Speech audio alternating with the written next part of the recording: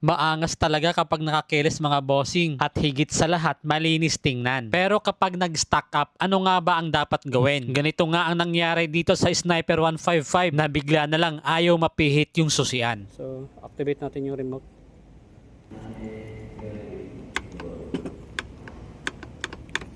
Kung ganito ang problema ng motor mo, panoorin mo to hanggang sa dulo dahil malalaman mo kung paano ayusin ang problema na ito. Una nyong aalamin yung battery ng remote. Dapat mataas pa ang voltahe nito at nagre-response ang light indicator kapag pinipindot. Kung walang problema sa remote, ang susunod yung sisilipin yung voltahe ng battery ng motor. Dapat nga ay nasa standard 12.6 to 12.8 volts. Kung walang laman yung battery, dapat i-charge nyo muna ito. Kung walang problema sa battery, rekta na kayo sa mga fuse box. Una nyong subukan itong pinaka-main. Kung putol, palitan nyo na. Kung walang problema sa pinaka-main fuse, isunod nyo itong dalawang magkakatabi. Dapat hindi yan putol. Kung sakaling may putol, palitan nyo na. Tapos yung ibang mga fuses, magkakaroon lang yan ng kuryente kapag naka-on na yung susian. Kapag hindi putol ang mga fuse, rekta na kayo dito sa harap. Dito sa sakit ng receiver, may dalawang wire lang tayo na ito troubleshoot. Itong red na may lining na white at white na may lining na yellow. Itong dalawang wire na to, dapat may supply ito na positive kahit naka-off pa yung ating susian. Kung walang problema sa wiring ng receiver, tumbukin nyo na agad yung keyless switch. Tanggalin nyo ang tornilyo. Pagkatapos niyan, pwede nyo nang mabaklas ang cable ng ating upuan. Sa ating keyless, mayroon itong knob. Kapag tinutulak mo ito paloob, gumagalaw nga yung bakal nito sa gitna. Yan yung pumipindot sa ating maliit na switch. Ito ngayon, hawak-hawak ko. Ang dalawang bagay na ito, ang madalas na dahilan kung bakit hindi natin napipihit yung ating keyless. Kaya ang gawin nyo, baloktotin nyo ng konti itong bakal na ito para umabot sa trigger ng switch. Tapos itong switch, linisin nyo. Dagdag kaalaman lang mga bossing, wag na wag niyong bunutin yung receiver kapag naka-on yung ating motor dahil magkakaroon yan ng check engine.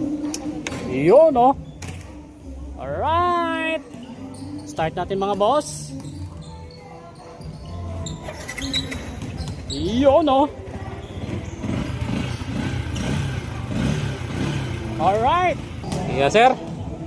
Yun, no? Alright. Tapos, Pihit, sir. Yan. Ganon, ganon. Yun!